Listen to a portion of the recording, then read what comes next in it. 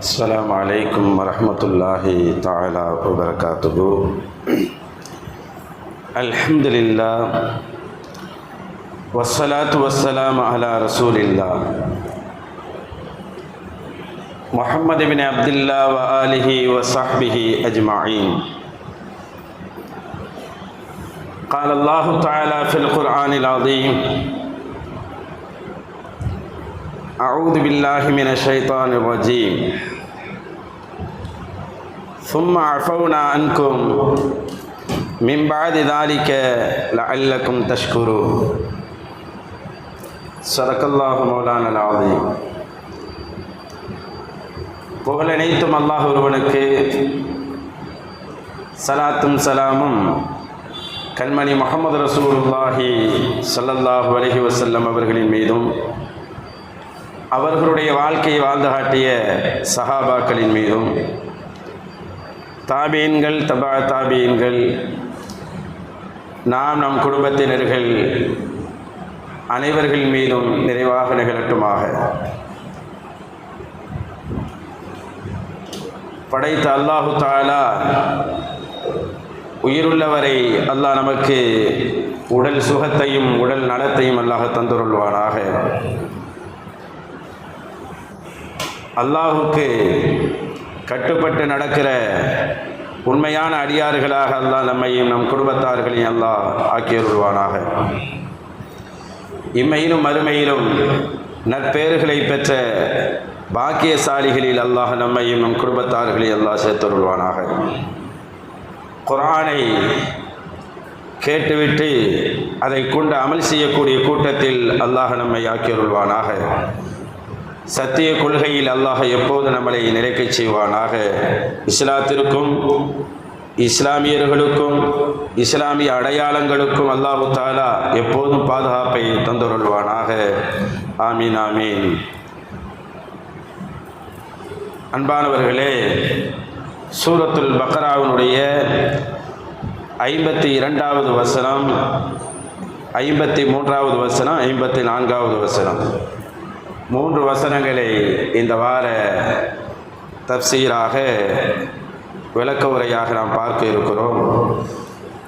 இந்த 3 வசனத்தில் அல்லாஹ் என்ன சொல்கிறான்? முதலில் இதற்குரிய தர்ஜமாவை பார்ப்போம். சும்ம அஃபௌனா அன்கும் மின் பஅதி ذلك லஅல்லக்கும் தஷ்குரூன். நீங்கள் நன்றி செலுத்த வேண்டும் என்பதற்காக உங்களை நாம் மன்னித்தோம், இதற்கு பின்னரும் உங்களை நாம் மன்னித்தோம் என்று அல்லாஹ் சொல்லுகிறான். அவர்கள் எவ்வளோ அநியாயங்கள் செய்தார்கள் அந்த பனி இஸ்ரவேலர்கள். இவ்வளோ அநியாயத்துக்கு பிறகும் நீங்கள் நன்றி செலுத்த வேண்டும் என்பதற்காகவே உங்களை நாம் மன்னித்தோம் என்று அல்லாஹ் சொல்லுகிறான். இது முதல் செய்தி. இரண்டாவது செய்தி என்ன? வஇத் ஆதைனா மூஸல் கிதாப வல் ஃபுர்கான். வேதத்தையும்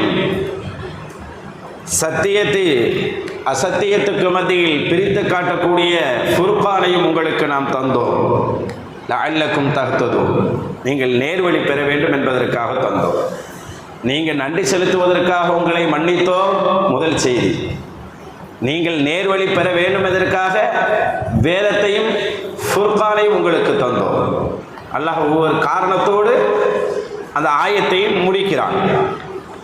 மூன்றாவதாக அல்லாஹ் சொல்கிறான், 54வது வசனம், வஇத் கால மூஸா லிகௌமிஹி. நபி மூஸா அலைஹிஸ்ஸலாம் தன்னுடைய கூட்டத்திடம் சொன்னார்கள், யா கௌமி, கூட்டத்தினரே, இன்னக்கும் வலம்தும் அன்ஃபுஸக்கும், உங்களுக்கு நீங்களே அநியாயம் செய்து கொண்டீர்கள். எப்படி? பித்திஹாதிக்கும் அல்-இஜ்ல, காளை கன்றை நீங்கள் எடுத்ததின் வழியாக, தெய்வமாக கடவுளாக எடுத்ததின் வழியாக உங்களுக்கு நீங்களே அநியாயம் செய்து கொண்டீர்கள். அதற்காக உங்களுக்கு என்ன தண்டனை? ஃபக்துலு அன்ஃபுஸக்கும், உங்களை நீங்களே மாய்த்து கொள்ளுங்கள். உங்களை நீங்களே மாய்த்து கொள்ளணும், இதுதான் தண்டனை. ذَلِكُمْ خَيْرٌ لَكُمْ, இது உங்களுக்கு சிறந்ததாக இருக்கும். இந்த பாரிக்கும், உங்களை படைத்தவனிடத்தில் இதுதான் உங்களுக்கு சிறந்ததாக இருக்கும். ஃபதாப அலைக்கும், உங்களுக்காக நீங்கள் பாவ மன்னிப்பு நீங்கள் கேட்டீர்கள் என்றால் உங்களை அவன் மன்னிப்பான். இதை செய்துவிட்டு நீங்கள் செய்த பாவத்துக்கு இதுதான் மன்னிப்பாக இருக்கும் என்று அல்லாஹ் சொல்லுகிறான். ஃபதாப அலைக்கும், உங்களை அவன் மன்னிப்பான். இன்னஹு ஹுவத் தவ்வாபுர் ரஹீம். அஸ்மாஉல் ஹுஸ்னாவை இப்படி அல்லாஹ் சொல்லுகிறான், அத்தவ்வாப். அவன் யார் தெரியுமா? அத்தவ்வாப். அல்லாஹ்வுடைய அழகிய திருநாமங்கள்ல ஒன்று அத்தவ்வாப். அவன் பாவம் கேட்டால் பாவத்தை மன்னிக்கக்கூடியவன், பாவ மன்னிப்பு கேட்டால் மன்னிப்பை தரக்கூடியவன். அர் ரஹீம், கருணையாளன் என்று அல்லாஹ் சொல்லுகிறான். இப்படியாக 3 வசனங்கள் ஏராளமான செய்திகளை சொல்லுகிறது. பொதுவாக குர்ஆனுக்கு ஒரு சக்தி இருக்கு, குர்ஆனுக்கு ஒரு சக்தி இருக்கு. இது நம்ம இப்போ குர்ஆனை ஓதனாலும் சரி, நம்ம தராவியில் கேட்டாலும் சரி, நம்ம அப்படியே இருந்து கேட்குறோம். அதில் சில பேர் எங்கேயோ போயிடுறோம். ஆனால் குர்ஆனுடைய சக்தி இருக்குது பாருங்க, இது எந்த வேதத்திலும் இல்லாத சக்தி, ஈர்ப்பு குர்ஆனுக்கு உண்டு. அதுக்கு ஒரு சின்ன செய்தி சொல்லி இந்த தஃப்சீருக்குள்ள போறேன். ரசூலுல்லாஹி ஸல்லல்லாஹு அலைஹி வஸல்லத்தினுடைய காலத்தில் ரசூல் ஸல்லல்லாஹு அலைஹி வஸல்லத்தை ஏசுவதற்காக பேசுவதற்காக ஒருவன் இருந்தான். அவனுடைய வேலை என்னன்னு கேட்டா, யாரையும் இஸ்லாத்துக்குள் அனுப்ப மாட்டான். இஸ்லாத்துக்குள் யாராவது வந்தா அந்த இஸ்லாத்துக்கெல்லாம் நீங்க போகாதீங்கன்னு சொல்லிடுவார். அப்படிப்பட்ட ஒரு ஆள் அந்த வேலையை பார்த்துக்கிட்டு இருந்தார். அவர் பின்னால் அவர் இஸ்லாம் ஆயிட்டதுனால சொல்றார். அவங்க பேரு சுஹைல் இப்னு அம்ர் ரலியல்லாஹு. ஆரம்பத்தில் கடுமையா இருந்தாங்க. எப்படி இருந்தாங்கன்னா, வரலாற்றை எழுதுறாங்க, பல பேர் இஸ்லாத்துக்கு வராம இருக்கிறதுக்கு இவர் ஒரு காரணமாக இருந்தார். அவ்வளோ அழகா பேசுவாராம் அரபுல, அவ்வளோ அழகா பேசுவாராம், சரளமா பேசுவாராம் அரபுல. இவர் பேச்சு எல்லாருக்கும் பிடிக்குமா, பெரிய ஹத்தீப் இவர், அவ்வளோ அழகா பேசுவார். ஒரு தடவை உமர் ரலியல்லாஹு கேட்டுவிட்டாங்க, நாயகமே இவர்னால நிறைய பேருக்கு ஹிதாயத்து கிடைக்காம போயிட்டு இருக்கு, அதனால இவருடைய அனுமதி கொடுத்தீங்க, இவருடைய முன்பல்லையெல்லாம் எடுத்துடுறேன்டாங்க. நீங்க அனுமதி கொடுங்க, இவருடைய முன்பல்லை எடுத்து, முன்பல்லு போயிட்டா பேச முடியாது, ஒழுங்கா பேச்சு வராது இல்லைங்க. உமர் ரலியல்லாஹு சொன்னாங்க, அனுமதி கொடுங்க, முன்பல்லையெல்லாம் தட்டி எடுத்துடுறேன்னு சொன்னாங்க. முஹம்மது ரசூலுல்லாஹி ஸல்லல்லாஹு அலைஹி வஸல்லம் சொன்னாங்க, உமர் அவர்களே வேண்டாம், அவசரப்படாதீங்க. யார் இஸ்லாத்துக்கு இப்ப தடையாக பிரச்சாரம் பண்ணுகிறாரோ இவர் ஒரு நேரம் வரும், இவரை கொண்டு இஸ்லாம் வளரும், இஸ்லாத்தினுடைய பலத்துக்கு இவர் காரணமாக இருப்பார். முஹம்மது ரசூல் ஸல்லல்லாஹு அலைஹி வஸல்லம் சொல்றாங்க. அதனால அவசரப்பட வேணாண்டாங்க. பின்னாடி ஃபத்ஹு மக்கா ஹிஜ்ரி 8 கிட்ட அவர் இஸ்லாம் ஆயிட்டாங்க. இஸ்லாம் ஆனதுக்கு அப்புறம் பல போர்களுக்கெல்லாம் போனாங்க. அதுக்கப்புறம் உள்ள போர்கள்ல கலந்துக்கிட்டாங்க. ரசூலுல்லாஹ் பாராட்டும்படியான வாழ்க்கையை வாழ்ந்து காட்டினார். பெரிய தொழுகையாளியா மாறினாரு, ரொம்ப நோன்பு வைக்கக்கூடியவரா மாறினாரு. இதை விட ஆச்சரியம் என்னண்டா, குர்ஆனை ஓதுனா அழுதுருவார். குர்ஆனை ஓதிட்டாவே அழுதுருவார். எந்த அளவு அழுகுவாருடா, அவர் அழுகை அவராலே கட்டுப்படுத்த முடியாது. அந்த அளவுக்கு அழகக்கூடியவராக இந்த சஹாபி மாறி போனார்கள். எப்படி இருக்கும், இஸ்லாத்துக்கு வரவிடாம தடுத்து கொண்டிருந்த இவர்கள் பின்னால் குர்ஆன் கையுமாகத்தான் நடமாடினாங்க அப்படின்னு உங்களுடைய வரலாறு சொல்லுகிறது. சொல்ல வஃபாத்தானப்ப சஹாபாக்கள்லாம் எந்த நிலையில் இருந்தாங்க, நம்மளாம் பயானில் கேட்டிருப்போம்ல, எப்படி இருந்திருப்பாங்க சஹாபாக்கள். ரசூலுல்லாஹ் வஃபாத்தான அந்த நாள் அது நம்மளால் சொல்ல முடியாது. அப்ப அந்த சஹாபாக்களை சரிபடுத்தினது யாரு, நிலப்படுத்தினது யாரு? அல்லாஹ் நிலப்படுத்துறதுக்கு யாரை காரணமாக்குனா? அபூபக்கர் சித்தீக் ரலியல்லாஹு தஆலா அவர்கள் தானே காரணமா இருந்தாங்க. இது மதீனாவுல. மக்காவுல காரணமா இருந்தது யார் தெரியுமா? இந்த சஹாபி தான். இந்த சுஹைல் இப்னு அம்ருங்கிற சஹாபி தான் முஹம்மது ரசூலுல்லாஹ் வஃபாத்தான நேரத்தில் மக்காவில் இருந்த இஸ்லாமியர்களை, முஸ்லிம்களை அவர்களுடைய ஈமானிலேயே இருப்ப வைப்பதற்கு பெரிய காரணமாக இருந்தார். அபூபக்கர் சித்திக் ரலியல்லாஹு மதீனாவில் இருந்தது மாதிரி மக்காவில் அவ்வளோ பெரிய ஒரு ஆயுதமாக அவர் இருந்தார் என்று வரலாற்றை எழுதுறாங்க. அந்த அளவுக்கு அல்லாஹ் சிறப்பாக கொடுத்தான். ஆனால் அவங்களுக்கு குரான் கையுமாக தான் இருப்பாங்களாம், எப்பவுமே குரானோடு இருப்பாங்களாம், ஓதிட்டா அழுதுருவாங்களா, யாராவது ஓத கேட்டாலும் அழுதுருவாங்க, எங்கேயாவது குரானை கேட்டாலே அழுதுருவாங்க. அப்படிப்பட்ட பெரிய பெரிய ஆளுகளை எல்லாம் ஆச்சரியப்படும் அளவுக்கு ஆன்மீகத்தில் உயர்த்தியது இந்த குரான் தான், அள வைத்தது குரான் தான், அவங்க இதயத்தை புரட்டினது இந்த குரான் தான். அப்படிப்பட்ட குரானை தான் அல்லாஹ் நம்மளுக்கு வேதமாக்கி தந்திருக்கிறான். அது மாதிரி முந்திய கூட்டம் தான் பனி இஸ்ரவேலர்கள். அல்லாஹ் அவர்களுக்கு 3 செய்தி சொல்றான்.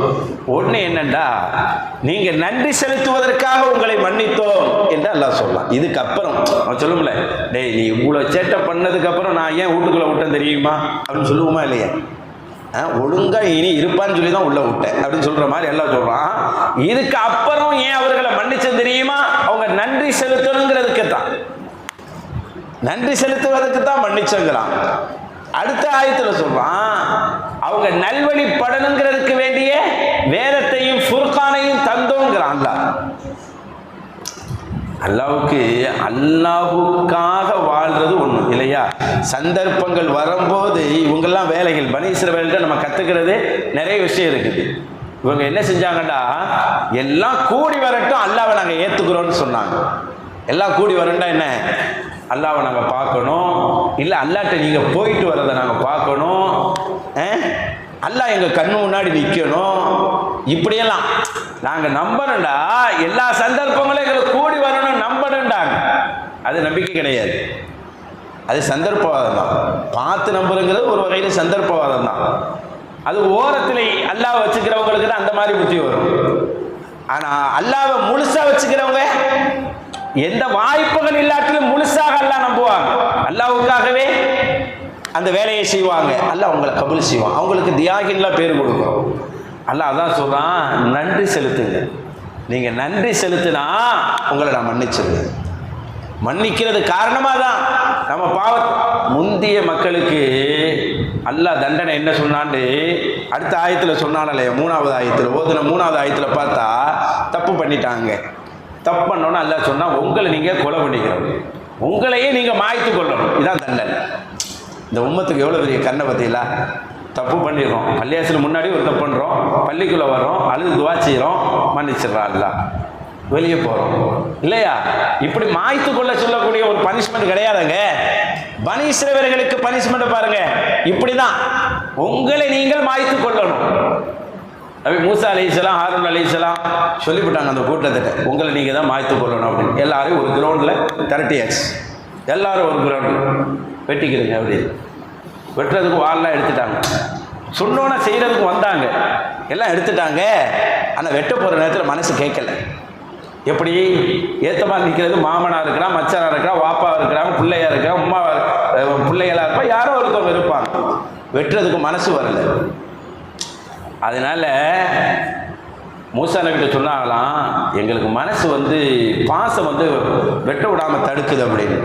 அப்படியாச்சும் தண்டனை போய் நினைச்சான். அல்லாஹ் சொன்னா, இதுதான் பிரச்சனையா, ஒரு மேகத்தை கொண்டு வந்தான், குல்மத்தின் சௌதா, உண்மையான மேகத்தை கொண்டு வந்தான், காரில் மேகம், சரியான இருட்டு மேகத்தை கொண்டு வந்தான். ஒருத்தர் பார்க்க முடியாது, ஒருத்தர் பார்க்கவே முடியாது, அவர் கையையே அவர் பார்த்துக்கிற முடியாது, அவர் கையையே அவர் பார்த்துக்கிற முடியாத அளவுக்கு இருட்டான ஒரு மேகத்தை கொண்டு வந்தான். அல்லாஹ் கொண்டு வந்துட்டு அல்லாஹ் சொன்னா, இப்ப வெட்ட சொல்லுது, இப்ப வெட்டுது, தண்டனை தான், வெட்டுங்கன்ட்டான். காலையில் வந்த மேகம் மாலையில் தான் நீங்கியது. ஏன் நீங்கியது? நபி மூசா அலைஹிஸ்ஸலாம், ஹாரூன் அலைஹிஸ்ஸலாமும் அழ ஆரம்பிச்சுட்டாங்க. அழுகிறாங்க, தேம்பி அழுகிறாங்க, ரொம்ப அல்லாஹ்ட்ட மன்றாடி அழுகிறாங்க. அல்லாஹ்வே, இவர்கள் இப்படி பெரிய பாவம் செஞ்சிட்டாங்க. இவர்கள் யார்? உம்மத் செஞ்ச பாவத்துக்கு நபிமார்கள் அழுகிறாங்க. அவர்களுக்காக இந்த நபிமார்கள் அழ அல்லாஹ் கொடுத்த பனிஷ்மெண்ட்டை சாயங்காலத்தில் வாபஸ் வாங்கிட்டான். காலையில் வந்த மேகம் மாலையிலே நீங்குகிறது. இந்த இருட்டுக்குள் வெட்டப்பட்டவர்கள் ஷஹீதுகளாக அல்லாஹு தாலா கபூல் செய்கிறான். அதான் உங்களுக்கு தண்டனை. யாரெல்லாம் அதுக்குள் இருந்தார்களோ அதுவே அவர்களுக்கு பாவ மன்னிப்பு. அதுக்குள்ள மாட்டிக்கிட்டாங்களா இல்லையா?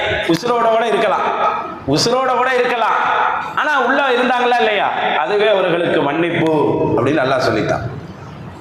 காலையில வந்த மேகம் மாலையில நீங்காம தொடர்ந்து இருந்தா என்ன கதி, என்ன கதியா இருக்கும்? அந்த 6 லட்சம் பேர்ல எத்தனை பேர் சிலை வணக்கத்தில் போனார்களோ அத்தனை பேர் காலியாக இருப்பாங்க. வந்த அதாபை நீக்கியது அந்த நபிமார்கள், வந்த அதாபை நீக்கியது அந்த நபிமார்களுடைய பிரார்த்தனை தானே, துவா தானே. இல்லைண்டா அவங்க செஞ்ச ஏன்னா ஷிர்க்கு மட்டும் அல்லாஹ்வுக்கு ரொம்ப கோபத்தை உண்டாக்கிடும். ஷிர்க்கிறது வரைக்கும் ரொம்ப கோபத்தை உண்டாக்கிறான் அல்லாஹ்வுக்கு. மற்றது கூட மன்னிப்பான், அரஹமுர் ராஹிமி. ஷிர்க்குங்கிறது பெரிய பிரச்சனை. அப்ப அவர்கள் செய்த இணை காலை கண்ட கடவுளா பார்த்துட்டாங்க, தெய்வமா ஆக்கிட்டாங்க. அதனால இதுக்கு மன்னிப்பே இல்லைன்னு அல்லாஹ் தஆலா வெட்டிக்கிற சொல்லிட்டான். அலி ரலியல்லாஹு சொல்லுவாங்க, 70,000 பேர் கொல்லப்பட்டார்கள். கிட்டத்தட்ட எத்தனை பேருங்க? 70,000 பேர் காலையிலிருந்து மாலைக்குள்ள வெட்டப்பட்டவர்கள் தப்பு செஞ்சது. இப்போ அல்லாஹ் பார்த்தோம், நம்மள ஏதோ எங்கேயோ ஒரு 2-3 பேர் கூட விளங்காம யாரோ ஒருத்தர் ஷிர்க் செஞ்சுக்கிட்டு இருக்கலாமா இல்லை? அல்லாஹ்வுடைய கருணையில் இன்னைக்கு மன்னிப்பு வழங்கப்பட்டுக்கிட்டே இருக்குது. இந்த உம்மத்தின் மீது சொல்றது எவ்வளோ பெரிய இருள் பாருங்க.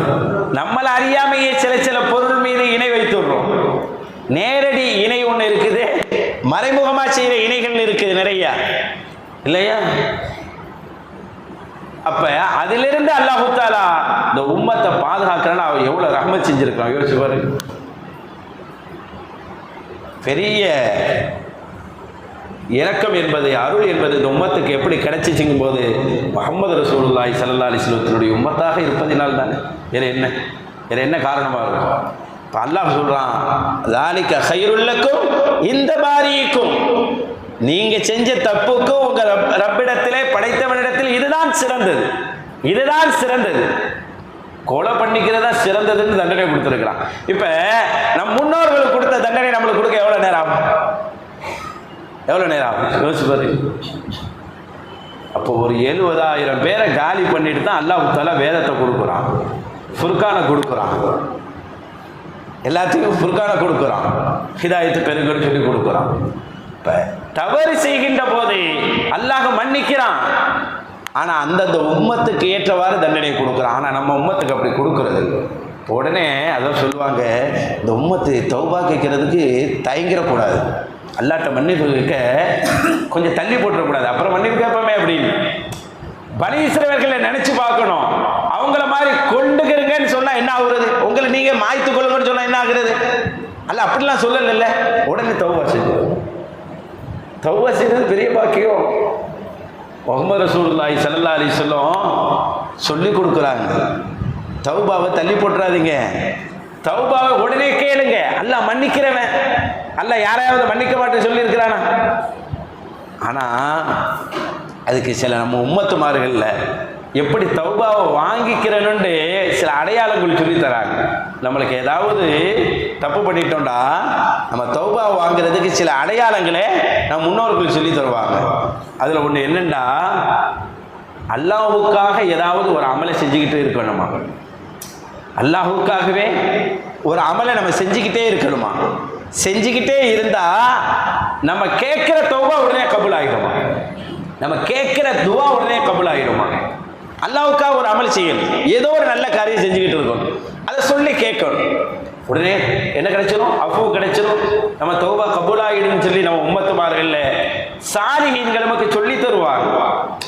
பாருங்க, ரசூலுல்லாஹி ஸல்லல்லாஹு அலைஹி வஸல்லம் ஒரு தடவை சஹாபாக்கள் சொல்றாங்க, இந்த ரோம் நாட்டினுடைய பேரரசர், ரோமனுடைய சக்கரவர்த்தி படையை திரட்டிக்கிட்டு வரப்போறான், படையை திரட்டிக்கிட்டு வரப்போறாங்கிற செய்தி முஹம்மது ரசூலுல்லாஹ்வுக்கு வருது. ரசூலுல்லாஹ்வுக்கு வந்தோன்னு சொல்றாங்க, எல்லாரும் கிளம்புங்க, என்ன செய்யலாம் அப்படின்னு ஒரு மஷூரா இருக்கு. எல்லாரும் கிளம்பணுமா இல்லையா? ஒரு மஷூரா, பெரிய படையை திரட்டணும், என்ன செய்யறது? ரசூலுல்லாஹ்ட்ட கேட்குறாங்க. சஹாபாக்கள் எப்படி இருக்கிறாங்க? சூரத்து தௌபான்னு ஒரு சூரா, தௌபாண்டே ஒரு சூரா குர்ஆன்ல இருக்கு, தௌபா. அந்த தௌபா மன்னிப்பு அப்படி, அதுல இந்த செய்தி வரும், லக்கத்தாபல்லாஹு அலல் முஹாஜிரீன வல் அன்சாரி அல்லதீன தபஊஹு ஃபி ஸாஅத்தில் உஸ்ரா அப்படின்னு ஒரு ஆயத்து வரும் 117ல. பார்த்தீங்கன்னா அதில் அல்லாஹ் சொல்லுவான், சில பேருடைய பாவத்தை நான் தள்ளுபடி செஞ்சிட்டேம்மா, சில பேர்களுடைய பாவங்களை தள்ளுபடி செஞ்சிட்டேங்கிறான். பாவம் எப்படி தள்ளுபடி ஆகுது? பாவம் எப்படி தள்ளுபடி ஆகுது? அதுக்கு அல்லாஹ் சொல்லுவான், அவர்கள் யாருன்னா முஹாஜிர்கள், அன்சாரிகள். அவங்க என்ன வேலை செஞ்சாங்க தெரியுமா? ஃபீ ஸாஅத்தில் உஸ்ரா, கஷ்டமான நேரத்தில் ரசூலை பின்பற்றி வந்தார்கள். கஷ்டமான நேரங்கிறான். என்ன கஷ்டமான நேரம்டா? இந்த நேரம் தான், இந்த நிகழ்வு தான். ரசூலுல்லாஹ் வந்து சஹாபாக்கிட்ட ஐடியா கேட்குறாங்க, ரோம் நாட்டு அரசன் படையை திரட்டிக்கிட்டு வரான், என்ன பண்ணலாம் அப்படின்னு. மதீனாவுடைய சூழல் என்ன தெரியுங்களா? அப்பதான் வெயில் காலம், சரியான வெயில் காலம், கடுமையா வெயில் அடிக்குது. போக வேண்டிய தூரம் ரொம்ப தூரம். இந்த வெயில்ல வெப்ப காத்து அடிச்சுதான் மதீனாவில் பழங்கள் எல்லாம் பழுக்கணும். வெப்ப காத்துல தான் பழங்கள் பழுக்கும், பேரிச்சம் பழங்கள். அதை வச்சுதான் அவங்களுக்கு வாழ்வாதாரம். மதீனாவுடைய பெரும்பாலான சஹாபாக்களுக்கு பேரிச்சம்பழம் தான் வருமானம். அப்ப அந்த வெப்ப காத்து வர்ற நேரம், அது வெப்ப காத்து வீசுற நேரம், இப்பதான் அறுவடை செய்ய வேண்டிய நேரம், வருமானம் முதலீடுகளை ஈட்ட வேண்டிய நேரம். ரசூலுல்லாஹ் இப்படி ஒரு அறிவிப்பு செய்யறாங்க, ரோம் நாட்டு சக்கரவர்த்தி வர்றானா தபூக்குக்கு, நம்ம அங்கே போகணும் அப்படின்னு. எப்படி இருக்கும் ஐடியா? யோசிச்சு பாருங்க. சஹாபாக்கள் ஒன்றும் சொல்லலை, ஒண்ணுமே சொல்லுங்க. ஆனா அறுவடை நேரம், முக்கியமான நேரம், எந்த மாதிரி ஒரு உணர்வலையை உண்டாக்கி இருக்கும். உடனே சஹாபாக்கள் கபூல் செய்யறாங்க. கபூல் செஞ்ச உடனே ஸல்லல்லாஹு அலைஹி வஸல்லம் இன்னும் பெரிய சவால் ஆயிடுச்சு.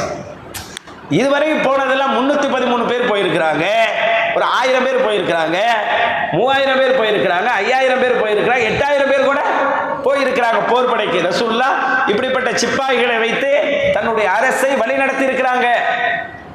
ஆனால் இப்ப வர்றது பெரிய சக்கரவர்த்தி, அவனுக்கு நம்ம பெரிய அளவுக்கு திரட்டணும் அப்படின்னு சொல்லி 30,000 பேரை திரட்டுறாங்க.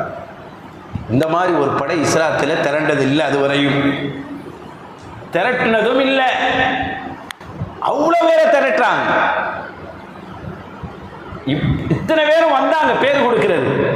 எப்படி பாருங்க, அறுவடை நேரம், வெப்ப காத்து வீசுற நேரம், மகசூல் வரக்கூடிய நேரம், வருமானம் வரக்கூடிய நேரம், 30,000 பேர் வந்து நிற்கிறாங்க. எப்படி இருக்கும்? அப்ப ரசூலுல்லாஹி ஸல்லல்லாஹு அலைஹி வஸல்லத்துக்கு இத்தனை பேர் வந்துட்டாங்கன்னு ஒரு மகிழ்ச்சி இருந்தாலும் இன்னும் கொஞ்சம் சவாலா இருந்துச்சு. அது என்ன சவால்னா, 30,000 பேரை தபூக் வரையும் கூட்டிட்டு போகணும். ரொம்ப தூரம் மதீனாவில் இருந்து போகணும்னு சொன்னா ரொம்ப நாள் பிடிக்கும். ஒரு நாளைக்கு 2 வேளை சாப்பாடுனாலும் 60,000 பேருக்கு சாப்பாடு கொடுக்கணும். நம்ம தானே 30 60,000, 2 வேளை சாப்பாடுன்னா ஒரு நாளைக்கு 60,000 பேருக்கு சாப்பாடு ரெடி பண்ணணும். எப்படி பண்றது? 2 வேளை சாப்பாடுன்னு கணக்கு போட்டாவே 30,000 பேருக்கு வாகனங்களை ரெடி பண்ணணும், 30,000 பேருக்கு குதிரைகளை ரெடி பண்ணணும், ஆயுதங்களை ரெடி பண்ணணும். எப்படி பண்றது? முஹம்மது ரசூலுல்லாஹி ஸல்லல்லாஹு அலைஹி வஸல்லம் இந்த சவாலை எதிர்கொள்வதற்கு முன்ன வந்தாங்க. சஹாபாக்கள்கிட்ட கேட்டாங்க, நம்ம நீண்ட தூரம் போறோம், உங்களால் முடிந்த உதவிகளை செய்யுங்கன்னு சொன்னாங்க. இதில் தான் நீங்கள் சுவாரஸ்யமான நிறைய உதாரணங்கள், ஹதீஸுகள் எல்லாம் பார்த்துருப்பீங்க. அபூபக்கர் ரலியல்லாஹு கொண்டு வந்தது, உஸ்மான் ரலியல்லாஹு கொண்டு வந்தது, உமர் ரலியல்லாஹு கொண்டு வந்ததெல்லாம் ஆச்சரியமான நிகழ்வுலாம் இதில் இருக்கும். அவரவர் கொஞ்சம் முடிஞ்ச கொண்டு வந்தாங்க. ஆனால் கேட்கும் போது சஹாபாக்களுடைய மன ஓட்டம் எப்படி இருக்கும்? அறுவடை நடந்துட்டா கொண்டு வந்து அள்ளி வந்து கொட்டிடுவாங்க இல்லையா? அறுவடை இன்னும் நடக்கல, அறுவடைக்கு தான் நேரம். அது அறுவடை நேரத்துக்கு முன்னாடி இந்த வார்த்தை கேட்கப்படுது, கொடுங்களேன். அவ்வளவு தேவை இருக்குது. இந்த மாதிரி தேவை அதுவரை ஏற்பட்டதில்லை. தேவைக்கு கொடுப்பதற்கு சஹாபாக்கிட்ட போதிய அளவு இல்லை, இன்னும் கொஞ்சம் காலம் போகணும். அப்பதான் அறுவடை முடிஞ்சு கையில் வரும் பணம். ரசூல் ஸல்லல்லாஹு அலைஹி வஸல்லம் அந்த சவாலையும் சமாளித்து கொண்டு 30,000 பேரை கூட்டி கொண்டு போகிறார்கள். எப்படி இருக்கும்? போனாங்க, போயாச்சு, களத்துக்கும் போயாச்சு. ஆனால் எதிரி வரல. அவங்க பயத்திலேயோ, இஸ்லாமியர்கள் வந்த பயத்தினாலேயோ, சஹாபாக்கள் இப்படி துணிச்சலாக இருக்கிற பயத்தினாலேயோ ஏதோ ஒன்று. ஆனால் அந்த இடம் காலியாக இருந்துச்சு, போர் நடக்கல. போயிட்டு வந்த செலவு மட்டும்தான் ரசூலுல்லாஹ்வுக்கு, இழப்புகள் எதுவும் கிடையாது, இழப்பு எதுவும் கிடையாது. போயிட்டு வந்த செலவு மட்டும்தான். ஆனால் இங்கே என்னண்டா சஹாபாக்கள் ஒருத்தர் கூட அங்கே தான் ஆளே இல்லை, ஏன் கூட்டி போனீங்கன்னு கேட்கல. இவ்வளோ தூரம் கூட்டி போயிட்டு சும்மா கூட்டி வரீங்களேன்னு கேட்கல. எப்படிப்பட்ட நேரம் அது? இவ்வளோ தூரம் கூட்டி போய் இவ்வளோ சிரமம் எடுத்து கூட்டி போய் சண்டை கூட நடக்காம சும்மா வரமே.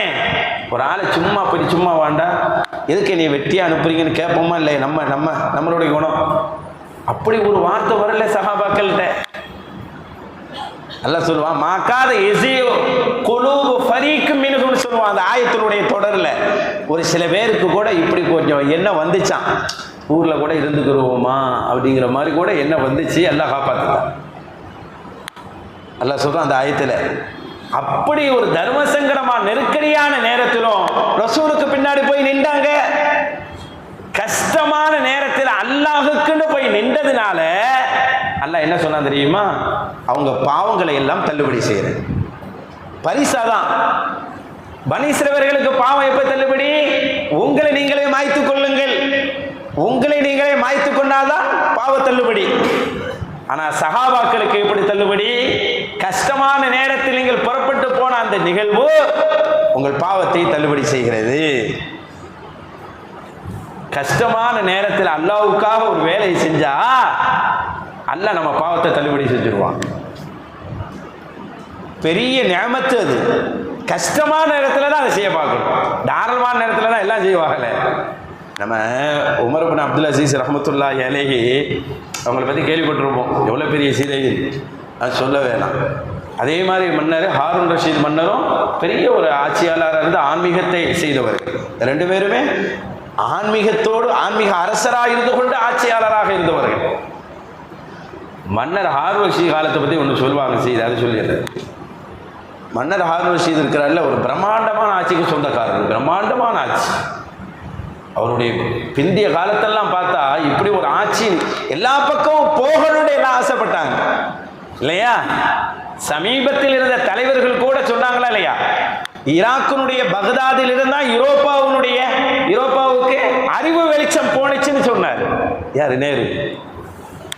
ஐரோப்பாவுக்கு அறிவு வெளிச்சத்தையே பக்தாதினுடைய ஈராக்கினுடைய பக்தாதில் இருந்து மன்னர் ஹாரூன் ரஷீத் தான் அனுப்பி வைத்தார் சொல்றார்.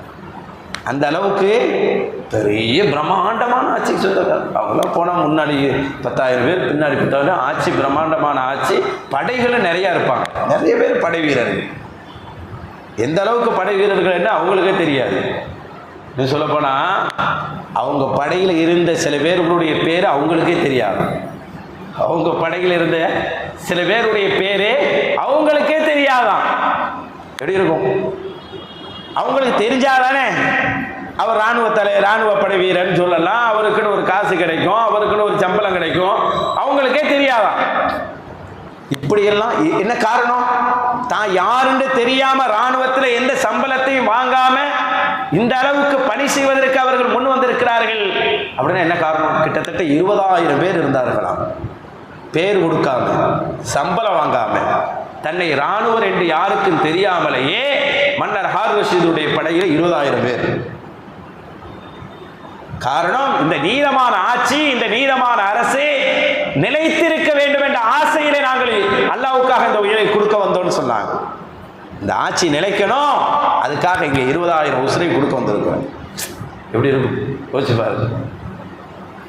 உமர் அலில்லா காலத்தில் சாயிப் இப்னு அக்ரா ரலியல்லாஹு தஆலா அவங்கள உமர் அலில்லா நகாவந்துக்கு போருக்கு அனுப்பி வச்சாங்க. நகாவந்துக்கு ஒரு போருக்கு அனுப்பி வச்சாங்க. போய் இவங்க தலைமையில் தான் போகுது. சாயிப் இப்னு அக்ரா ரலியல்லாஹு தலைமையில் போயிட்டு அதில் நிறைய போர் நடந்துச்சு. நிறைய பேர் ஷஹீதாக்கப்பட்டாங்க. நிறைய பாதிப்பு ஏற்பட்டுச்சு. அப்போ உமர் அலில்லா அங்கேயிருந்து எழுதி கேட்டாங்க, யார் யார் பாதிக்கப்பட்டா, யார் யார் ஷஹீதாக்கப்பட்ட அந்த பேர்களை கொடுங்க அப்படின்னு சொல்லி எழுதி கேட்டான். எழுதி கேட்டப்ப சாயிப் இப்னு அக்ரா ரலியல்லாஹு பேரெல்லாம் வரிசையாக எழுதுனாங்க. இவர் ஷஹீதாயிட்டார், இவருடைய வாப்பா இவருடைய வாப்பா இவருடைய வாப்பா இவருன்னு எழுதி உமர் அலில்லாவுக்கு அனுப்பிட்டு அதில் ஒரு செய்தி சொன்னாங்க. ஆஹரு, இன்னும் சில பேர் இருக்கிறாங்க மினன்னாஸ், மௌத்தானவர்களில் இருக்கிறவர்களை, இழப்பில் இருக்கிறவங்களில் சில பேர் இருக்கிறாங்க. லா தஅரிஃபுஹு, அவங்க யாருன்னு உங்களுக்கு தெரியாது. யார்கிட்ட சொல்றாங்க? உமர் இல்லாட்ட, ஜனாதிபதி உமர் இல்லா, உமர் இல்லாட்ட சொல்றாங்க, உங்களுக்கு தெரியாமையே உங்க ராணுவத்தில் சில பேர் இருக்கிறாங்க, அது உங்களுக்கு தெரியாது. அவர் பேர் தெரியாது, அவர் வாப்பா பேர் தெரியாது, அவர் யாருன்னு தெரியாது. உமர் இல்லா அழுதுட்டாங்க. பேர் கொடுக்காம ராணுவத்தில் இப்படி சில மனிதர்கள் எழுது இந்த உமருக்காக இஸ்லாத்திற்காக போர் புரிய வந்திருக்கிறார்கள் என்று அவர் சொன்னாங்களா? உமர் இல்லா லா எதுர்ருஹும் அல்லா யாரிஃபு உமர், உமர் தெரியாட்டி என்ன வந்துட போகுது? அவங்க பேர உமர் தெரியாட்டி என்ன வந்துட போகுது? யார் சொல்றது? உமர் ரலியல்லாஹு தஆலா. ஆனால் லாக்கின் அல்லாஹ் யாரிஃபுஹு, உமரை படைத்திருக்கக்கூடிய அவர்களையும் படைத்திருக்கக்கூடிய அல்லாஹ் அவர்கள் பெயரை அறிகிறான். உமருக்கு தெரியாட்டி என்ன அப்படின்னு சொல்லி உமர் இல்லா அதை சொல்லிட்டு தேம்பி தேம்பி அழுதார்களாம். இப்படி அல்லாஹுக்காக பேர் கொடுக்கிறாங்க. அவங்க பேர் அரசு கெஜெட்ல கிடையாது, ராணுவ லிஸ்ட்ல கிடையாது, ஷஹீதான கூட இவர் யாருன்னு பேர் சொல்வதற்கு பேர் கிடையாது. ஒருத்தர் இறந்திருக்கிறாரு, பேர் இன்னைக்கும் சரி நம்ம ஒரு இடத்துக்கு போகிறோன்னா நம்ம பேரை சொல்லி நம்மளை கௌரவப்படுத்தல ஆசைப்படுறோமா இல்லையா? அந்த ஆசை வரும்லங்க. ஒரு முக்கியமான ஆளாக இருந்தால் அவர் பேரை சொல்லி அவருக்கு ஒரு பொன்னாடை போத்துனா ஒரு சந்தோஷம். நம்மளை மதிக்காமல் விட்டுட்டா என்ன இது, என்ன ஒரு மரியாதையே இல்லை அப்படின்னு சொல்லி நம்ம எவ்வளோ கோவப்படுவோம். ஆனால் உயிரை கொடுத்து நிற்கிறாங்க, ஷஹீதாகி நிற்கிறாங்க, போர்க்களத்தில் களமாடி ஷஹீதாகி இருக்கிறாங்க, பேர் தெரியல, யாருக்கும் தெரியல, அழைத்து போனவருக்கும் தெரியாது, அமீராக இருக்கிற உமர் ரலியல்லாஹுவுக்கும் தெரியல. அந்த அளவுக்கு அல்லாஹுக்காகவே போர் செய்யக்கூடிய ஒரு கூட்டம் இருந்தது. அவர்கள் அதை எதை கொண்டு அவர்கள் இந்த மாதிரி போர் செய்தார்கள்? அல்லாஹ்விடத்தில் தௌபாவை பெற வேண்டும் என்பதற்கு, அல்லாஹ்வின் பொருத்தத்தை பெற வேண்டும் என்பதற்காகவே இப்படி துஆ செய்தார். சில நேரத்தில் சில கஷ்டங்களை பொறுத்துக்கிறோம். கஷ்டங்களை பொறுத்துக்கிட்டா அல்லாஹ் தர வெகுமதி ரொம்ப பெருசாக இருக்கும். அதுதான் அவங்க உணரலை. பனி இஸ்ரவேலர்களுக்கு அல்லாஹ் தஆலா எவ்வளோ நியமத்தை கொடுத்துருந்தா தெரியுங்களா? உலகத்தில் யாருக்கும் இல்லாத அளவுக்கு நபிமார்களை கொடுத்தான்ல, அதை விட என்ன சிறப்பு வேணும்? ஏங்க, நபிமார்கள் ஒரு ஊரில் இருந்தால் எவ்வளோ பரக்கத்து அது. அவ்வளோ நபிமார்களையும் பெற்ற அவர்கள் என்னென்ன சாதிச்சிருக்கலாம், எவ்வளோ உயரத்துக்கு போயிருக்கலாம் அவர்கள். அந்த அந்த மரியாதை உங்களுக்கு தெரியல, அதனுடைய மகத்துவம் தெரியல. ஆனால் நம்ம உம்மத்து அப்படி இருக்கக்கூடாதுன்னு அவங்க முதல்ல சொல்லாய். பாருங்க, உம்மு ஹஸ்ஸான் அப்படின்னு ஒரு பெண்மணி தான். இந்த செய்தியை சொல்வது சுஃபியான் சௌரி ரலியல்லாஹு தஆலா அவர்கள் சொல்றாங்க. பெண்கள்கிட்ட இருக்கிற ஈமான பாருங்க. உம்மு ஹஸ்ஸான் ரஹ்மத்துல்லாஹி அலைஹா அவங்க வீட்டுக்கு போய் பார்க்க போனாங்களா சுஃபியான் சௌரி ரலியல்லாஹு. பாய் இல்லை, ஒன்றும் இல்லை, வெறும் தரையில் படுத்து கிடக்கிறாங்க. வெறும் தரையில் படுத்து கிடக்கிறாங்க. ஒரு வீட்டில் ஒரு இறைநேச பெண்மணிக்கு வீட்டில் விரித்து படுக்க சராசரி பாய், சாதாரண பாய் இல்லை. இன்னைக்கு எங்கே படுத்து கிடக்கிறோம்? மெத்தையில் படுத்து கிடக்கிறோம். மெத்தையில் படுக்கிற அளவுக்கு எல்லாம் நம்மளை வச்சுட்டான். ஆனால் இபாதத்தில் அந்த பெண்மணி எங்கே இருக்கிறாங்க?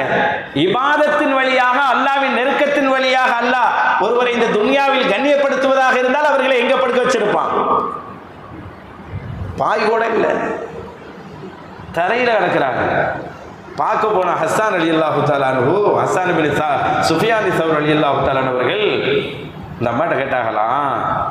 அவங்க பெரியவங்க, ஏம்மா நீங்கள் சொன்னீங்கன்னா ஒரு சீட்டில் எழுதி கொடுங்க, அந்த சீட்டை கொண்டு போய் உங்கள் உறவுக்கார பெண் ஆண்கள்கிட்ட கொடுக்குறேன், உங்கள் உறவுக்கார உறுப்பினர்கிட்ட கொடுக்குறேன், உங்களுக்கு படுத்துக்கிறதுக்கு பாயாச்சு ஏற்பாடு பண்ணுவாங்கல்ல அப்படின்னு. இது என்ன தப்பு? ஒரு பாயை உங்கள் சொந்தக்காரங்கள்ட்ட சொல்லி வாங்கி கொடுக்குறேன், எழுதி கொடுங்க ஒரு சீட்டில் அப்படின்னு. அந்த அம்மா உடனே அழ ஆரம்பிச்சிட்டாங்களாம். இந்த அம்மா அழுதுன்னு சொன்னாங்களாம், உங்களை பற்றி எனக்கு நல்ல எண்ணம் இருந்தது. நேற்று வரைக்கும் என் இதயத்தில் உங்களுக்கு ஒரு மரியாதை இருந்துச்சு. எப்ப இந்த வார்த்தையை பேசுனீங்களோ அப்பவே அந்த மரியாதை நீங்கள் குறைத்து கொண்டீர்கள் என்று சொன்னார். என்னம்மா சொல்றீங்க? நீங்க தரையில படுத்து கிடக்குறீங்கன்னு தானே நான் அதை சொன்னேன். மனசே கஷ்டமா இருக்கு, இந்த குளிர் அடிக்குது இல்லையா? எவ்வளவு குளிர்! இப்ப தரையில படுக்க முடியுமா? எல்லா காலத்தையும் தரையில படுத்து கிடக்குறாங்க. எப்படி இருக்கும்? ஒரு வயசானவங்க படுத்து கிடக்கும் போது எப்படி இருக்கும்? இப்போ சொன்னாங்களாம், யார்கிட்ட போய் கேட்பீங்க பாய்? யார்கிட்ட கேட்க போறீங்க?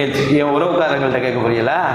ஒன்று சொல்லட்டா, இந்த உலகத்துக்கு முழு சொந்தக்காரனான அல்லாஹ்விடத்திலேயே இதுவரையும் நான் துனியாவில் இது வேணும்னு கேட்டதில்லை. அவனால் கொடுக்க முடியுமா இல்லையா? உறவுக்காரர்கள் வச்சுக்கிறதுல அவங்க பொருளா? இல்லையே, அவங்க பொருள் கிடையாது. அது இதுக்கெல்லாம் சொந்தக்காரன் அல்லாஹ். அல்லாஹ்ட்ட நான் கேட்டா கொடுப்பான். அவன்கிட்டயே நான் இதுவரைக்கும் பாய் வேணும்னு கேட்டதில்லை. அல்லாஹ்ட்ட பாய் அல்லாஹ்ட்ட கேட்கலாம்ல? நல்லவர்கள் அல்லாஹ்ட்ட தானே கேட்பாங்க. அல்லாஹ்ட்ட கூட அல்லாஹ்வே எனக்கு ஒரு பாயை கொடுன்னு நான் கேட்டதில்லை. நான் இப்படி படுத்திருப்பது அவனுக்கு பிடிக்குது என்றால் அதை நான் செய்கிறேன். அந்த கஷ்டத்தை அல்லாஹ்வுக்கு நான் எடுத்துக்கிடுவேன். நான் இப்படி வாழ்ந்துக்கிட்டு இருக்கிறேன், என் உறவுக்காரங்கள்ட்ட போய் பாய் வாங்க போறேன்னு போறீல, இது நியாயமானு கேட்டாங்க. இன்னைக்கு கொஞ்சம் தண்ணி ஜில்லுன்னு இருந்தா சுபுக தள்ளி போட்டுருவோம்ல, இல்லை அப்புறம் தொழுகலாம் நினைச்சிடறோம். பார்த்தீங்களா? உதவு நல்லா செய்கிற உதவை சுருக்கிறோம். பார்த்தீங்களா? தண்ணி நார்மலாக இருக்கும்போது எவ்வளோ அழகாக பொறுமையாக கழுகுவோம். தண்ணி ஜில்லுண்டு இருக்கும்போது பேருக்கு மூஞ்சி கழுகுற மாதிரி இருக்கு. அழகா பார்த்துரும். அப்படி கழுவக்கூடாது, எல்லாரையும் சொல்லலை, இப்படி இருக்கும். பார்த்தீங்களா? அப்போ தண்ணி நல்லா ஓடணும் முகத்தில். அது கழுகிற இடம் கையில் ஓடணும், காலில் ஓடணும். தலை மட்டும் தான் தடவணும். சாலைக்கு பேர் தான் மம்சு, தடவுற இடம். மற்றெல்லாம் மகசு, கழுகுற இடம். ஆனால் இன்னைக்கு எல்லாம் தடவுற மாதிரி. அது பொருளுக்குரிய இடம்ல அதெல்லாம். ஆனால் அவ்வளோ குளிராக இருந்தாலும் வெயிலாக இருந்தாலும் அந்த சிரமத்தை அல்லாஹ்வுக்காக நான் பொறுத்துக்கிறேன்னு சொன்னாங்க. எப்படி இருக்கும்? ஹம்மாது பின் சலமான் பெரிய இறைநேசர் இருந்தார். அவங்க ஒரு தடவை இந்த மாதிரி மழை காலம், மழை எப்படி பெய்யுது பார்த்தீங்களா? மழை பெய்யுது, சரியான மழை பெய்ஞ்சிச்சு. பக்கத்தில் ஒரு அம்மா பொம்பளை பிள்ளைங்க, அவங்களுக்கு தகப்பனார் கிடையாது. ஒரே ஒரு அம்மா, ஒரு குடிசை வீடு. அவங்க வீட்டுக்கு பக்கத்து வீடு குடிசை வீடு. வீடு ஓட்ட வீடு, வீடு ஓட்ட வீடு, குடிசை வீடு. மழை நல்லா பெய்யுது. மழை நல்லா, மழையில் நம்ம பில்டிங்கே என்ன ஆகுது? பில்டிங்குள்ளேயே நம்மளால் மழையில் இருக்க முடியல இல்லையா? சாரல் வந்துடுது, அது வந்துடுது, வலியுது, என்னென்னமோ சொல்கிறோம். ஒரு குடிசை வீடு, ஓட்ட வீடு. அவங்க வந்தாங்களாம், வந்து பார்த்தா வீடெல்லாம் தண்ணியாக இருக்கா. ஹம்மாது பின் சலமா ரலியல்லாஹு தஆலா அவர்கள் பார்த்துட்டு ஏதாவது அவங்களுக்கு ஹெல்ப் பண்ணலான்னு நினச்சாங்க. பக்கத்து வீடாக இருக்கிறோமேண்டு அவங்களால முடிஞ்ச உதவிகளை கொண்டு வந்து கொடுக்கலான்னு வீட்டுக்கு வந்தாங்க. அந்த அம்மா சொன்னாங்களாம், யாருங்க நீங்கன்னு கேட்டாங்களாம். இவ்வளோ நாள் பாருங்க, நான் பக்கத்தில் தான் இருக்கிறேன், பக்கத்து வீடு, ஹம்மாது பின் சலமா என் பேர். அப்படி சரி, உங்களுக்கு உதவலான்னு வந்திருக்கிறேன் அப்படின்னு, இந்தாங்க வாங்கிக்கிறேங்க அப்படி. அந்த வீட்டில் இருக்கிற ஒரு சின்ன பிள்ளை, கடைசி பிள்ளை, கடைக்குட்டி பிள்ளை ஓடி வந்து அவரை பார்த்து சொன்னச்சான், இந்த பாருங்க, எங்களுக்கு அநியாயம் பண்ணாதீங்க, எங்களுக்கு அநியாயம் பண்ணாதீங்க அப்படின்னு சொல்லி. என்னம்மா இது, மழையில் மழை கொட்டி வீடெல்லாம் ஈரமாக இருக்குது, சாப்பாட்டுக்கு எங்கே போவீங்க? வாப்பாவும் இல்லை, அனாதை பிள்ளைகளை வச்சுட்டு தாய் எவ்வளோ கஷ்டப்படுவாங்க, கொடுக்கறதுக்காக வந்தம்மா, இதில் என்ன அநியாயம் இருக்குது? அநியாயம் பண்ணுறதுக்கு என்னம்மா இருக்குன்னு அவங்க ரொம்ப பணிவாக பேச, அந்த கடைக்குட்டி பிள்ளை சொன்னிச்சான், ஆமாம் நீங்கள் அநியாயம் தான் பண்ணுறீங்க அப்படின்னு. அம்மா கேட்டாங்களா, என்னம்மா அநியாயம், அவங்களுக்கு விளக்கிடுமா அப்படின்னு. ஒன்றும் இல்லை, இது வரைக்கும் இப்படி தானே நாங்கள் இருக்கிறோம், இன்னைக்கு மட்டுமா இருக்கிறோம், எங்கள் பாப்பா என்னைக்கா இல்லை, இது வரைக்கும் நாங்கள் தேவைண்டா அல்லாட்ட கேட்போம், அல்லா கொடுப்பான். ஏதாவது தேவை வந்தா, பசி வந்தா, உதவிண்டா அல்லாட்ட கேட்போம். நாங்கள்லாம் பொம்பளை பிள்ளைங்களா இருந்து துவா செய்வாங்களாம், அல்லாஹ் கொண்டு வந்து கொடுப்பானா யாரின் வழியாகும். இப்படிதான் இருந்துச்சு. எங்களுக்கு தேவைன்னு வந்தா அல்லாட்ட துவா செய்வோம், எல்லாரும் சேர்ந்து அல்லாஹ் கொடுத்துருவான். இப்படி இருந்தோம் நாங்க. இப்ப நீங்க கொண்டு வந்து கொடுக்குறீங்களா, எங்களுக்கு என்ன ஞாபகம் வரும்? இனி பிரச்சனை வந்தா பக்கத்து வீட்டுக்காரர் இருக்கிறாரு, போய் கேட்டு பார்க்கலாம், பக்கத்து வீட்டுக்காரர் இருக்கிறாரு, அவர்கிட்ட கொஞ்சம் சாப்பாடு வாங்கலாம், பக்கத்து வீட்டுக்காரர் இருக்கிறாரு, அவர்கிட்ட உதவி கேட்க, அப்படிலாம் என்ன வரும்? எங்கள் பார்வைகள் எல்லாம் அல்லாஹ்வை நோக்கி இருந்தது. நீங்கள் ஒரே ஒரு முறை கொடுத்து அந்த பார்வையை உங்கள் பக்கம் திருப்பிடாதீங்க, உங்க பக்கம் திருப்பிடாதீங்க. படைச்சவன்கிட்ட நாங்க பார்வை பார்த்துக்கிட்டு இருந்தோம், அவன் பார்வை இருந்து உங்க பக்கம் திருப்புறது அநியாயம் இல்லையா? அது தப்பு இல்லையா? அப்படின்னு அந்த சின்ன பிள்ளை கேட்டுச்சான். ஒன்று தெரியுங்களா, அவங்க இந்த பிள்ளை என்ன சொல்லுது பாருங்க, ஏதாவது ஒன்று தேவைன்னா நாங்கள் அல்லாட்ட கேட்போம், அல்லாஹ் எங்களுக்கு கொடுத்துருவான். வீட்டு ஓலை வீடு, வீடு ஓட்ட வீடு, ஓலை வீடு ஓட்ட வீடு இருக்கிறது பெண்கள். அவங்க துவா செஞ்சால் அது அரிசிக்கு போய் வந்துடுது. எந்த வீட்டில் இருக்கிறோன்னு தேவையில்லை, எந்த நிலையில் இருக்கிறோன்னு தேவையில்லை. அல்லாஹ் கொடுக்குற கஷ்டத்தை அதை ஏற்றுக்கிட்டு அதை சபரோடு சமாளிச்சோன்னு சொன்னால், அல்லாஹ்வுக்காக அந்த தியாகத்தை ஏற்றுக்கிட்டா அல்லாஹ் அரிசிலிருந்து என்ன பண்ணுவான், ஆள் அனுப்பிடுவான். அந்த அங்கே வரைக்கும் போயிருக்கு துவா. எத்தனை துவாக்கள் நமக்கு இன்னைக்கும் நிறைவேறிச்சா இல்லையான்னு தெரியாமல் இருக்குது இல்லைங்க. அந்த காலத்தில் அப்பப்போ பார்த்தாங்க அந்த துவா கபூல் ஆகிறது. அதனால தான் சேர்ந்து ஒரு வீடு பிடிக்கிறதா இருந்தால் கூட நல்லவருக்கு பக்கத்தில் வீடை பிடிப்பாங்க அந்த காலத்துலலாம். இன்றைக்கெல்லாம் எங்கே ஸ்கூல் இருக்குது எங்கே இது இருக்குது பார்த்து பிடிக்கும். அப்போல்லாம் அப்படி பிடிக்க மாட்டாங்க. இந்த தெருவில் வீடு பார்க்கணுண்டா யாராச்சும் நல்லவங்க இருக்கிறாங்களா அப்படின்னு பார்த்து வீடு பிடிப்பாங்க. யாராச்சும் வழிமார்கள் இருந்தால் அந்த வீட்டு தெருவுக்கு வாடகை கூட, வாடகையே கூட. அப்படி சில வரலாறுகள் இருக்குது. வாடகையை கூட்டிடுவாங்க, அவர் வீட்டுக்கு பக்கத்தில் இருக்கிறீல்ல அப்படின்னு. பள்ளிக்கு பக்கத்தில் கூப்பிடுவாங்க. நம்ம கூட இருக்கிறவங்க நல்லவங்களாக இருந்தாலும் நம்மளுக்கு அல்லாஹ் தஆலா மன்னிப்பை தருவான், நமக்கு கண்ணியத்தை தருவான் பெருமக்கள் சொல்லுகிறார்கள். அதனால உங்க கூட இருக்கிறவங்கள நல்லவங்களா ஆக்கிக்கிறங்க. கூட இருக்கிறவங்கடா மனைவியா கூட இருக்கலாம். மனைவிய அவங்க இஷ்டத்தை போட்டு நம்ம மட்டும் தொழுகிறது இல்லை, நம்ம தொழுகிற மாதிரி அவங்கள தொழ வைக்கணும், இல்லை அவங்க தொழுகிற மாதிரி நம்ம தொழு வைக்க வரணும். இப்படி வந்தாதான் நம்மளுடைய பாவத்துக்கு தள்ளுபடி கிடைக்கும் என்று சொல்கிறார்கள். ஒருத்தர் ஒரு இறைநேசர், ரொம்ப பெரிய இறைநேசர். அவருக்கு அல்லாஹ்ட்ட துவா செஞ்சுக்கிட்டே இருந்தான், அல்லாஹ்வே எனக்கு எப்போ கல்யாணம் நடந்தாலும் சரி சாலிகான மனைவி கிடைக்கணும், சாலிகான மனைவி தான் எனக்கு கிடைக்கணும். அந்த இறைநேசருக்கு பேர் ரபாஹ் இப்னு அம்ர். ரபாஹ் அவங்க துவா செஞ்சுக்கிட்டே இருந்தாங்களாம், சாலிகான மனைவி எனக்கு கிடைக்குன்னு சொல்லி. கல்யாணம் ஆயிடுச்சு. கல்யாணம் ஆனோடனே ஃபஸ்ட் நாள் இவர் போய் என்ன செஞ்சிட்டார்ல இறைநேசர், தான் மனைவி யாருன்னு செக் பண்ணுறதுக்காக, தனக்கு சரியான மனைவி வந்திருக்கா இல்லையா, நகை போட்டு வந்திருக்கா இல்லையா, இல்லை நம்ம துவா செஞ்சு அந்த புள்ள ஆமீன் சொல்லணும், அது அரிசிக்கு போகணும், அந்த மாதிரி மனைவி அமையணும். அந்த மாதிரி மனைவி அமைஞ்சிருக்கா இல்லையான்னு பார்க்கறதுக்காக இவர் சீக்கிரம் போய் பெட்டில் போய் படுத்துட்டாங்க. தூங்குற மாதிரி நடிச்சாங்க. தூங்கல்ல, மனைவியை செக் பண்ணுறதுக்காக தூங்குற மாதிரி போய் படுத்து கிடக்கிறாங்க. ரபாஹ் இப்னு அம்ர் ரலியல்லாஹு தஆலா படுத்து கிடக்கிறாங்க. பெரிய இறைநேசர், பிந்தைய காலத்தில் உள்ளவங்க. ரலியல்லாஹு சொன்னால் சஹாபின்னு நினச்சிடக்கூடாது, பெரியவங்களுக்காக அந்த வார்த்தையை சொல்கிறேன். அப்போ மனைவி வந்தப்போ கணவன் தூங்குற மாதிரி தெரிஞ்சிச்சு. சரி கணவர் டிஸ்டர்ப் பண்ண வேணான்னு சொல்லிட்டு அந்த அம்மா தக்பீர் கட்டி தொழ ஆரம்பிச்சிட்டாங்க. தக்பீர் கட்டி ஃபஸ்ட் இரவுங்க தக்பீர் கட்டி தொழுதுட்டாங்க. நாளில் ஒரு பகுதி போயிடுச்சு. இப்போ 8 மணிக்கு வந்தாங்கன்னா 11 மணி ஆயிடுச்சு. அவர் தூங்குற மாதிரி நடிச்சுக்கிட்டே தான் இருக்கிறாரு, எந்திரிச்ச பாடு இல்லை. அந்த அம்மா ஒரு தொழுதுட்டு வந்து ஏங்கன்னு திரும்ப எழுப்பிடுச்சு. இவங்க தூங்குற மாதிரி நடிக்கிறாங்க, எந்திரிக்கல. சரி கணவர் தூங்குறாரோ அப்படின்னு சொல்லி திரும்பவும் அந்த அம்மா போய் தொலை போயிடுச்சு. திரும்பவும் தக்பீர் கட்டி தொழுகுது அந்த அம்மா. திரும்ப ஒரு பகுதி போயிடுச்சு. 2வது பகுதி 11ங்கிறது 1 மணி 1:30 மணி ஆயிடுச்சு. இப்போ திரும்ப வந்து அந்த அம்மா எழுப்பினுச்சான், ஏங்கன்னு சொல்லி. அப்போவும் அவர் தூங்குற மாதிரி நடிக்கிறாரு, எந்திரிச்ச பாடு இல்லை. மணி 3:30 ஆயிடுச்சு. திரும்ப அந்த அம்மா போய் தொல்ல ஆரம்பிக்கலான்னு நினைக்கிறப்ப அது நினைக்கிறான், இவர் எல்லாரும் வலியில்லான்லே சொன்னாங்க, இவர் எல்லாரும் வலியில்லா இறைநேசன் சொன்னாங்க, இவர் பாட்டுக்கு இப்படி தூங்குறாரு, ஏமாந்துட்டோமோ அந்த அம்மா அப்படி சொல்லுதான். ஊரில் எல்லாரும் இறைநேசன் சொன்னாங்க.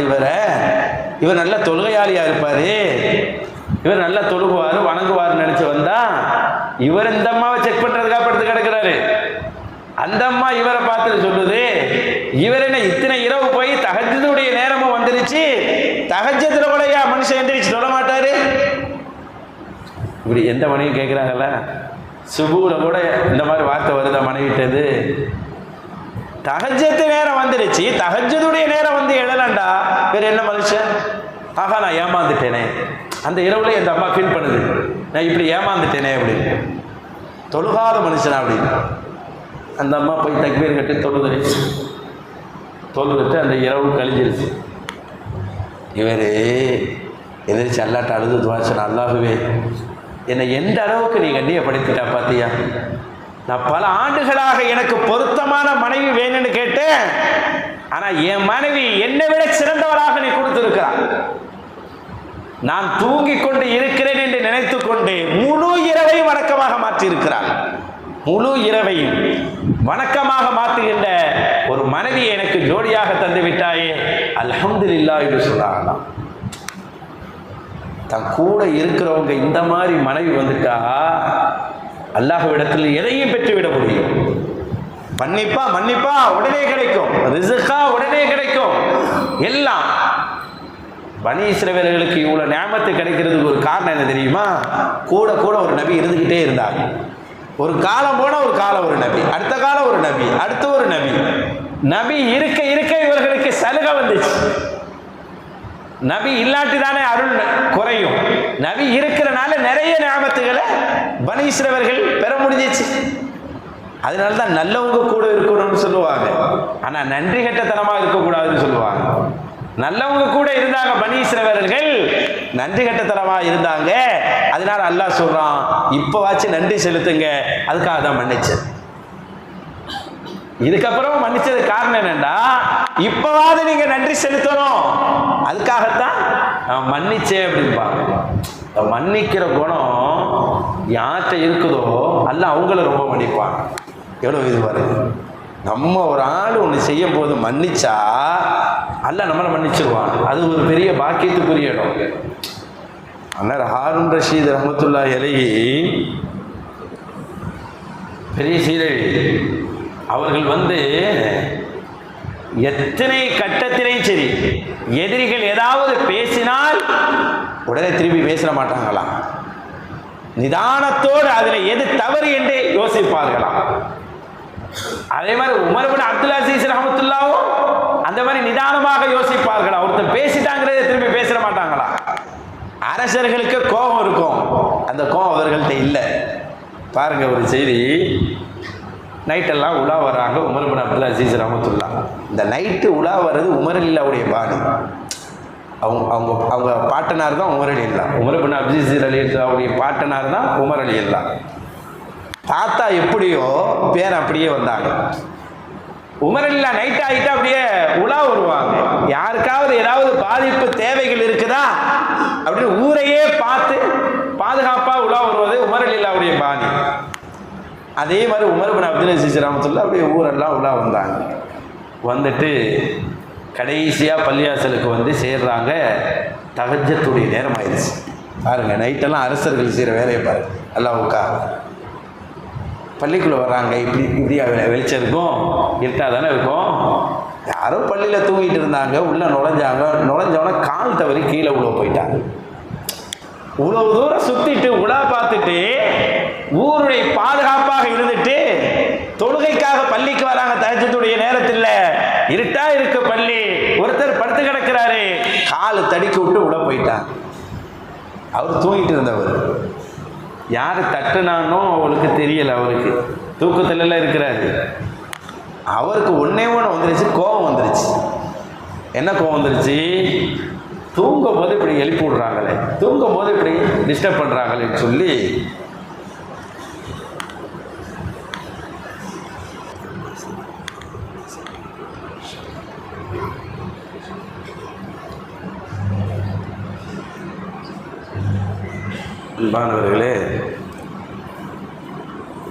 காலு தடிக்க விட்டோன்னே அவர் கோபத்தில் திட்ட ஆரம்பிச்சிட்டார். அவருக்கு தட்டினது மன்னர்ன்னு தெரியாது. உண்மையிலே யார் கோபப்படணும்? மன்னர் கோபப்படலாம்.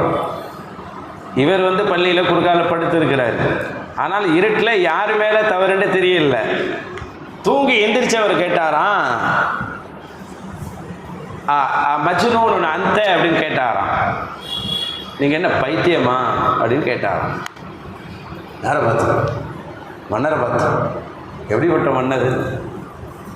உலகத்தில் ரொம்ப அற்புதமான மன்னரே உமையாக்கல்ல எடுத்துக்கிட்டா இவங்களை தான் சொல்லுவார். ரொம்ப சூப்பரான மன்னர். ரெண்டாவது உமர்ன்னு சொல்லுவாங்க. அது எல்லாம் அந்த அளவுக்கு பேர் பெற்றவங்க. தெரியாம தடிக்க விழுவுறாங்க. பள்ளி இருட்டா இருக்குது. ஆனா அவங்க சாதாரண பள்ளிக்கு தலைவர் அல்ல. பள்ளி தலைவர்கிட்ட இப்படி பேசினா என்ன ஆகும்? நம்ம பள்ளிக்கு தலைவர் வச்சுக்கோம். ஒருத்தர் இப்படி படுத்திக்கிட்டு என்ன நீ பைத்தியமா அப்படின்னு கேட்டால் என்ன ஆகும்? எவ்வளோ கோபம் வரும்? அவர் பள்ளி தலைவர் அல்ல, அந்த பரந்த பூமியினுடைய தலைவர். அந்த தலைவர்கிட்ட இவர் சொல்றாரு, மஜ்னூன் அந்த நீங்க என்ன பைத்தியமா அப்படின்னு கேட்கிறாரு. உடனே இல்லப்பா அப்படின்னு சொல்லி அவங்க கடந்து போயிடுறாங்க. இல்லப்பான்னு சொல்லி கடந்து போயிடுறாங்க. அவங்க படை வீரர்கள்லாம் அவரை அடிக்க போறாங்க. அவங்களோட நைட்டு ரோந்துக்கு போயிருப்பாங்க. அடிக்க போறாங்க. விட்டுருங்க, ஏன் அடிக்கிறீங்க? அவர் என்ன கேட்டாரு? நீங்க பைத்தியமான்னு கேட்டாரு. நான் இல்லைன்ட்டேன். இதுல என்ன தப்பு இருக்குது? அவர் நீங்க பைத்தியமான்னு கேட்டாரு, நான் இல்லைன்ட்டேன். கேள்வியும் பதிலும் முடிஞ்சு போச்சு. கேள்வியும் பதிலும் முடிஞ்சு போச்சு. இல்லை கோவப்படுறது வச்சு பாருங்க. நம்மள்கிட்ட ஒருத்தர் நீ பைத்தியமான்னு கேட்டா, யாரா பைத்தியம்? நீ தான் பைத்தியம், உங்கள் அப்பா பைத்தியம், அம்மா பைத்தியம், உங்கள் அப்பா பைத்தியம், ஊர் ஃபுல்லாக பைத்தியம் சொல்லிடுவோம். அவர் 7 தலைமுறையை தோண்டி அவன் லூசு இவன் லூசு ஒரு லிஸ்டே போட்டுருவோமா இல்லையா? அல்லாஹ் பார்த்தோம். ஆனால் அவ்வளோ பெரிய அதிகாரத்தில் இருப்பவர்கள், ஆளுமையில் இருப்பவர்கள் இரவெல்லாம் ஊர் பணிக்காக நாட்டு பணிக்காக போயிட்டு வந்து தொழுகைக்கு வருகின்ற போது அந்த இடத்த இந்த கோபத்தை எவ்வளோ கடந்து போகிறாங்க பாருங்க. கஷ்டமான நேரத்தில் கோபத்தை மென்று முழுங்கிறவன் தான் உண்மையான வீரன். போர்க்களத்தில் போகிறவன்லாம் வீரன் அல்ல. அந்த கோபத்தை அடுக்கிறாங்க பாருங்க. கோபமே இங்கே படலை. அவங்க அதை எப்படி கொண்டு போகிறாங்க பார்த்தீங்களா? நான் பைத்தியம் இல்லை, பதில் முடிஞ்சு போச்சு வாங்க அப்படிங்கிறாங்க. இந்த மாதிரி எவ்வளோ பெரிய சிரமத்தையும் கஷ்டத்தையும் லேசாக அணுகக்கூடிய அந்த நிலையை பெற்றிருந்தார்கள் உமர் இப்னு அப்துல் அஸீஸ் ரஹ்மத்துல்லாஹி அலைஹி. ஒரு சீரிக்கார். அதனால தான் கடைசி வரைக்கும் அவங்க அல்லாஹ்வுடைய பார்வையில் இருந்து வாழ்ந்தாங்க. அவங்களுடைய மரணம் கூட நிறைய அற்புதங்களை காட்டிட்டு போச்சு. அவங்க மரணம், அவங்களுடைய கபரு, அவர்களுடைய சந்தூக்கு, அவர்களுடைய மன்னரை பல கராமத்துக்குரியது. அவர்களை பற்றி ஒரு டாபிக் போட்டோம்னா அவ்வளோ செய்தி சொல்லலாம் இல்லையா? அவ்வளோ பரக்கத்தானவர்கள். காரணம் அல்லாஹ்விடத்தில் தௌபாவை பெற்றவர்கள் என்பதை இந்த உலகத்திலேயே செய்தியே வாங்கிட்டாங்க.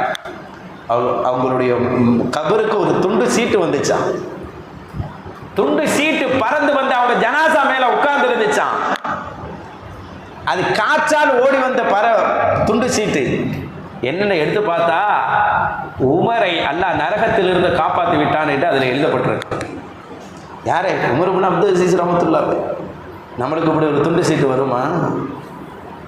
எங்கிருந்து வருகிறது? அனுப்பியவன் யார்? வல் முர்சலாத்தி, காற்றை அனுப்பக்கூடியவன் தானே. இதையும் அனுப்பியிருக்கிறான். மௌத்துக்கு முன்னாடியே அங்கு அரிசியிலிருந்து ஒரு துண்டு சீட்டை பெற்றவர்கள் Allama Umar ibn Abdul Aziz ரஹ்மத்துல்லாஹி அலைஹி. காரணம் என்னண்டா, தௌபா இந்த உலகத்திலேயே கண்டுட்டு போயிருக்கிறாங்க இல்லையா? அதனால தான் புகாரி ரஹ்மத்துல்லாஹி சொல்லுவாங்க, ஏதாவது ஒன்று ஒரு அமலை நம்ம தொடர்ந்து செஞ்சுக்கிறோம். புறம்னு ஒரு ஹதீஸை நான் பார்த்தேன். புறம் பேசுறது எவ்வளோ தப்புண்டு. அதுக்கப்புறம் நான் புறமே பேசுறது இல்லை என் மூத்து வரைக்கும். புகாரி இமாம் சொல்கிறாங்க. புகாரி இமாம்லாம் ஏதோ கித்தாபை எழுதுனவங்க மட்டும் நினைக்கக்கூடாது. பெரிய ஆபீன், பெரிய இறைநேசர்கள் அவங்க. அவங்க சொல்கிறாங்க, நான் புறமே பேசுறது இல்லைங்க. இந்த ஒன்றை நம்மளால் செய்ய முடியுமா? புறங்கிற ஹதீஸை எப்போ நான் கேட்டேனோ அதிலிருந்து மரணம் வரைக்கும் நான் புறம் பேசுறது இல்லை. சுஃபானி சௌரி ரஹ்மத்துல்லாஹி சொல்லுவாங்க, ரசூலுல்லாஹ்வுடைய சுன்னத்து இதுன்னு கேள்விப்பட்டா அது ஒரு முறையாவது செய்யாமல் விடுவதில்லை. இது சுன்னத்துன்னு கேள்விப்பட்டா ஒரு டைம் ஆச்சு அதை செஞ்சிருவேன், அப்படி செய்யாமல் நான் விட மாட்டேங்கிறாங்க. இப்படியெல்லாம் அவர்கள் போனது அவர்கள் அல்லாஹ்விடத்தில் தௌபாவை பெற்று அவனுடைய பொருத்தத்தை வாங்கிவிட வேண்டும் என்பதற்காக. அதை தான் அல்லாஹ் தஆலா இந்த உம்மத்துக்கு சொல்லுவான், அந்த உம்மத்துக்கு தௌபா உங்களை நீங்களே மாய்த்துக் கொள்ளுங்கள் என்பது இந்த உம்மத்துக்கு தௌபா. லகத் தாபல்லாஹு அலன் நபியி வல் முஹாஜிரீன வல் அன்சாரி அல்லதீன தபஉ ஃபீ ஸாஅத்தில் உஸ்ரா. இருவர் கஷ்டமான நேரத்தில் அந்த நபிக்கு பின்னால் போன முஹாஜிரின்கள் அன்சாரிகள், அந்த நபி அனைவருடைய பாவத்தை அல்லாஹ் தள்ளுபடி செய்துட்டேங்கிறாங்க. இந்த மாதிரி கஷ்டமான நேரத்தில் நம்ம அல்லாஹுக்காக ஒரு வேலையை செய்கின்ற போது, தியாகம் செய்கின்ற போது தௌபா நமக்கு நசீபாகிவிடும் என்பதை இந்த வரலாறு நமக்கு சொல்லுகிறது. அல்லாஹு தஆலா இடத்தில் மௌத்துக்கு முன்னால் தௌபாவை பெறுகின்ற உயர்ந்த கூட்டமாக அல்லாஹ் நம்மை ஆக்கியருள்வானாக. அல்லாஹ்விடத்தில் எந்த அமலை செய்தால் மன்னிப்பு கிடைக்குமோ அந்த அமலை அல்லாஹ் நமக்கு லேசாக்கி தருவானாக, அதை செய்கின்ற நசீபை தருவானாக.